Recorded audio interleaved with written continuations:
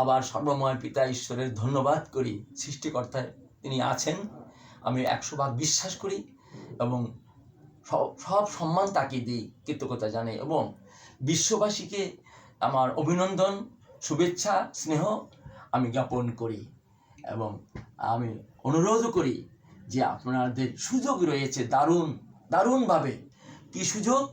শান্তি পাওয়ার এবং অনন্ত রাজ্য, স্বর্গরাজ্য লাভ করার সুযোগ, এবং এটা নিশ্চিত আছে, স্বর্গরাজ্য আছে। আমি একটু জানতে পেরেছি, মানে খুব ভালোভাবে জানতে পেরেছি, মানে যুক্তিসঙ্গতভাবে জানতে পেরেছি যে অনন্ত স্বর্গ, অনন্ত কাল এই আত্মার এবং বিষাদময় হবে না, দুঃখময় হবে না। কিন্তু বিপরীত যে নরক, হেল, এটা সত্যি আছে এবং সেটা বিষাদময় এবং খুব বেদনাদায়ক আমি জানতে পেরেছি। এবং তখন চিৎকার হাহা করা ছাড়া আর কিছু থাকবে না। হায় হায় করা, আফসুস করা এবং পিপাসার কাতর হয়ে পড়বে, কিন্তু পানিতে পিপাসা যাবে না, এমন আত্মস্বর বেদনা।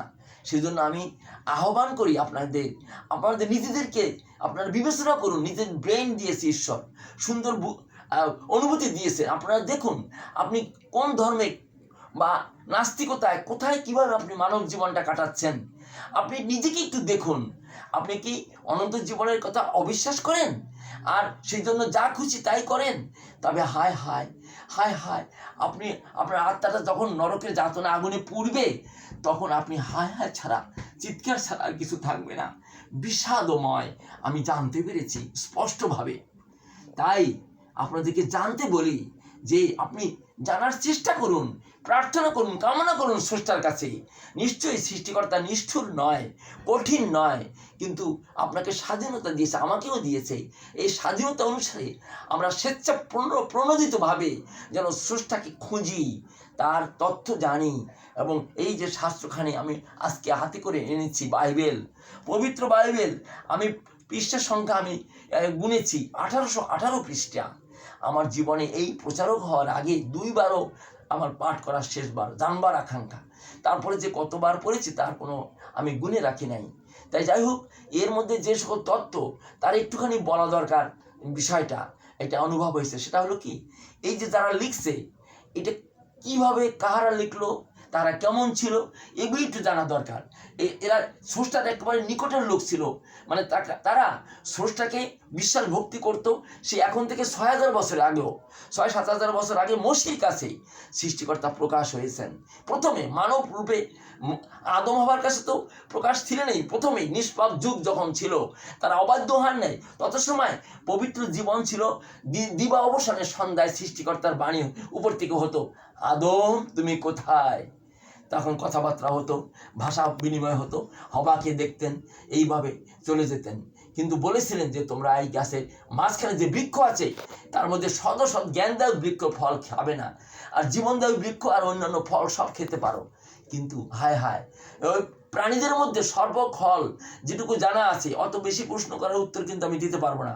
সরল মনে যদি আপনি শুনেন আর সরল মনে বিশ্বাস করেন, আর এই কাহিনী জানবার জন্য আমাদের সুযোগ দিয়েছে সৃষ্টিকর্তা মসির মাধ্যমে, এত তথ্য জানিয়েছেন। আদম হওয়া সৃষ্টি, পৃথিবীর সৃষ্টি, সমরহস্য মসির মাধ্যমে, আদি পুস্তক, যাত্রা পুস্তক, এইভাবে এগুলো পড়লে আপনারা জানতে পারবেন। কিন্তু বড় কাহিনী তো শর্ট করে বলা দরকার। এই জন্য আপনাদেরকে আমি এইটুকু আহ্বান করি আন্তরিকভাবে, খুব হৃদয় দিয়ে, যে আপনি ভুল করতেছেন অনেকে, আমি জানি ভীষণ ভুল করতেছেন, যে বয়স প্রাপ্ত হয়ে যাচ্ছেন, যুবক যুবতী বা বয়স্ক, আপনারা উদাসীনভাবে যেন ঘুমিয়ে থাকার মতো। এখন পৃথিবী অগ্নির দ্বারা অপেক্ষা করবে, সৃষ্টিকর্তা জানাইছেন। এমন একটা সময় পৃথিবীতে পানি প্লাবন, জল প্লাবন অথবা ওয়াটার ফ্লাড হয়েছিল, হ্যাঁ, যেটা সিরিয়াস নোহের সময় যেমন হয়েছিল। আর তাতে নোহর পরিবার শুধু রক্ষা পেয়েছিল 8টি প্রাণী। নোহর স্ত্রী, নোহর স্ত্রী, 3 ছেলে, 3 ছেলে বধূ, আর বর্ণনা নাই। এই কয়জন সেই বড় জাহাজে, তখন জাহাজ বলা হয় কিন্তু ইঞ্জিন ছাড়া, ইঞ্জিন আবিষ্কার হয়নি। 3 তলা, 300 হাত লম্বা এবং যতটুকু জানা আছে 30 হাত উঁচু, 50 হাত প্রস্থ, 3 তলা, এবং সিরিয়াস বা 120 বছর বসে তৈরি করেছে। তখনকার সময় পৃথিবীতে যত মানুষ ছিল তাদেরকে প্রচার হয়ে গেছে যে প্লাবনে হবে পৃথিবীতে, কিন্তু অন্যরা বিশ্বাস করে নাই। তার প্রচারে বিশ্বাস করে না, জাহাজ তৈরিকে বিশ্বাস করে না, বরং দূরে দূরে চলেছে। আর তারা ডুবে প্রাণ হারাইছে, সবাই পানি খেয়ে মারা গেছে, শ্বাস প্রশ্বাস বন্ধ হয়ে গেছে, এইভাবে মারা গেছে মর্মান্তিকভাবে। সৃষ্টিকর্তা জানিয়েছেন এই প্লাবন দিয়ে সারা পৃথিবী আর ধ্বংস করবেন না, করবেন অগ্নি। আর এখন অনুভব করেন আপনারা, এখন জ্ঞান বিজ্ঞানে বৃদ্ধি হওয়ার কথা শাস্ত্রে লেখা আছে, লোকদের জ্ঞান বৃদ্ধি হবে এবং অধর্মের বৃদ্ধি হবে, পাপের বৃদ্ধি হবে। তাই সত্যি সত্যি এখন কিন্তু বিষম সময়, যিশুর আগমন অতি সন্নিকট। তাই আমি আপনাদেরকে এখন নূতনাঙ্গিকে আমি একটু গান শোনাবো, একটু কবিতা বলবো, এটাও যেন পারি এইটুকু সময়ের মধ্যে। আরও আপনাদের কাছে আমি একটু জানিয়ে রাখি, আমি এক্সারসাইজ জানি, শরীরচর্চা, আমি যদি সম্ভব হয় যুবক যুবতী বুদ্ধ বা সবার জন্য শরীরচর্চা।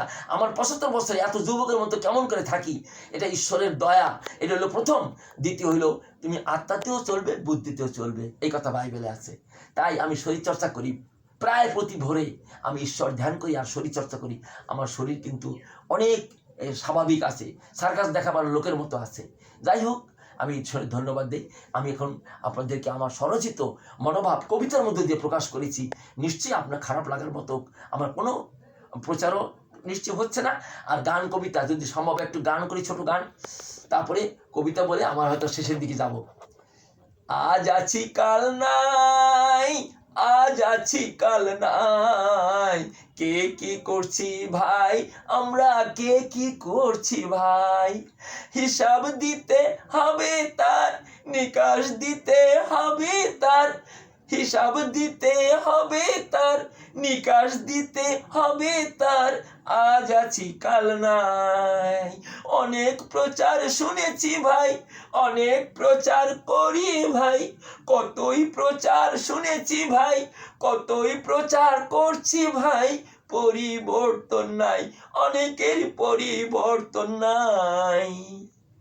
তারপর একটা কবিতা শোনাতে চাই, সার্বজনীন কবিতা, সন্ধান।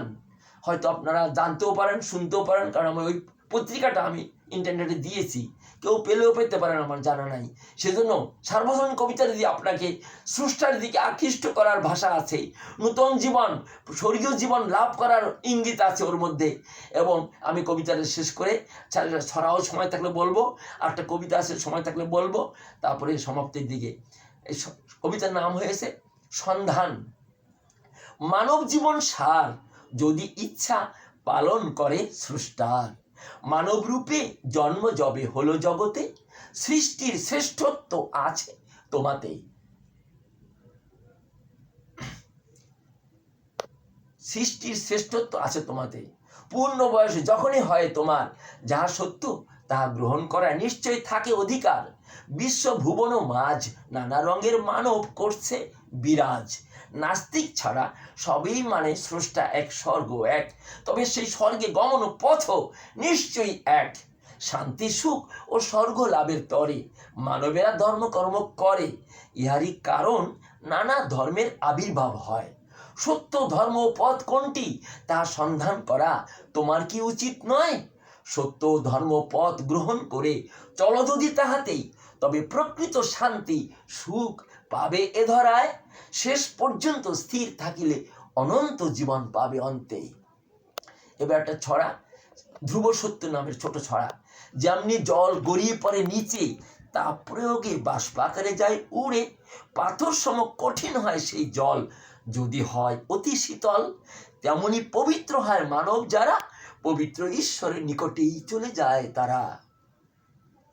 তাই এরপরের কবিতা দিয়ে শেষ করা যায়। কবিতা দিয়ে উত্তর দিয়েছি, সেটা বলার সময় আছে কিনা সেটা ইঙ্গিত করবো 2-4 মিনিটে, 3 মিনিটে। আচ্ছা শুনুন, এটাও খুবই গুরুত্বপূর্ণ বলে আমি একটু বলতে চাই। এটা প্রচারের একটা, সমস্ত ধর্মকে, আমি কোনো ধর্মকে তুচ্ছ ঘৃণা করলাম না, কাউকে আমি কিন্তু অবমাননা করব না, কিন্তু আমি কি পেয়েছি, লাভ করেছি, সেটাই প্রকাশ করব। আপনি বিরূপ অর্থ করে আপনি ক্ষতিগ্রস্ত হয়েন না, অভিশাপ স্রষ্টার অভিশাপ বা গজব পাইয়েন না। এই কবিতার নাম হলো পাপ মুক্তি। ভূমণ্ডলে আছে যত ধর্ম মত, দেখেছি জেনেছি ও বুঝেছি আমি, খ্রিস্ট ধর্মের সত্য পাপ মুক্তির পথ। স্রষ্টা হয়ে যিশু নামে মানব রূপে এলেন ধরা পড়ে, মানবদেরই পাপের কারণ নিষ্পাপ যিশু প্রাণ দিলেন ক্রুশ পরে। যে কোনো মানব বিশ্বাস করবে প্রভু যিশুকে, ও তার প্রায়শ্চিত্তে, তবে পাপেরই মুক্তি পরিত্রাণ লাভ করতে পারবি এক মুহূর্তে। পাপেরই মুক্তি পরিত্রাণ যা পেয়েছি আমি বিশ্বাস করি প্রভু যিশুতে, তাহারই বাস্তব প্রমাণ আছে আমার ও অনেকের জীবনেতে। এখানে সমাপ্ত টানছি। আমি গিদিওন আরিন্দা, প্রভু যিশুর ছোট্ট শিষ্য। আর অন্য পরিচয় আগে দেওয়া আছে, মোবাইল নাম্বার যদি একটু বলতে চাই, আপনারা একটু ফোন দিয়েন। আপনারা কি সবাই অধিকাংশই কি স্বর্গে যেতে পারবেন না? আমি ওইটা উল্লেখ করলাম না, কারণ খুব উল্লেখ করতে কষ্ট লাগে আমার। আগুনে পড়া, নরকে যাওয়া, এটা আমি উল্লেখ করতে চাচ্ছিলাম না। এই জন্য আপনারা যদি একটু আমাকে যদি জানান যে আমি আবার নূতন আঙ্গিকে আমার প্রচার আসতে পারে, যে আমি একটু লাভ করলাম কী করে, আমার ওষুধ লাগে না, বেতন লাগে না, নেশা বস্তু ছাড়াই, আমি কোনো নেশা করি না, বয়সের দিক দিয়ে আমি যৌবনের মতো কাজ করি, যুবকের মতো চলাফেরা করি, 75 বছর হয়ে গেছে, আমার মনে থাকে না। এই যে আশ্চর্য জীবন, আমার খাওয়ার চিন্তা করি না, আমার পড়ার চিন্তা করি না, থাকার চিন্তা করি না, ভাবনা নাই। আমি এইসব সত্যিকারই বহু বছর ধরে আমার জন্য প্রভুই ব্যবস্থা করে সব কিছুর। ধন্য প্রভুর নাম। এবার শেষ কবিতা তো বলেছি নাকি, তবে একটা প্রবাদ বাক্য, কর্ম করি ধর্ম রক্ষা হয় ভুবনে। কর্ম করি, সৎকর্ম করতে হবে, কিন্তু ঈশ্বরের লোকেরা অসৎকর্ম করলে পাপ হয়ে যাবে, পাপে সে নষ্ট হয়ে যাবে। একটা পাপ থাকলে সেই বিনাশে যাবে। পাপগুলি পরিত্যাগ করে পবিত্র জীবন যাপন করতে হবে, বিকল্প নাই। ঈশ্বরের সমাজটা একটা শুদ্ধ পবিত্র, ঈশ্বরের কোনো দোষ দেওয়া যাবে না। তিনি এইভাবে আপনার আত্মাকে স্বর্গে নেওয়ার জন্য আমাদেরকে পবিত্র হইতে হবে, বিকল্প কিন্তু কিছু নাই। আপনি ভয় পেলে আপনি নরকে যাবেন। এই জন্য প্রকাশিত 21 অধ্যায় আছে, ভয় করিও না, এবং ভয় থাকবে ভীরু, তার স্বর্গে যেতে পারবে না, এই কথা উল্লেখ আছে প্রকাশিত 21 অধ্যায়। এবার নাম্বারটা বলে শেষ, 01731494786, 01731494786। আমেন। সকল গৌরব মহিমা স্রষ্টাকে দেই, সকল আর সাক্ষাতে, দুধগণের সাক্ষাতে, পবিত্রগণের সাক্ষাতে। আমেন।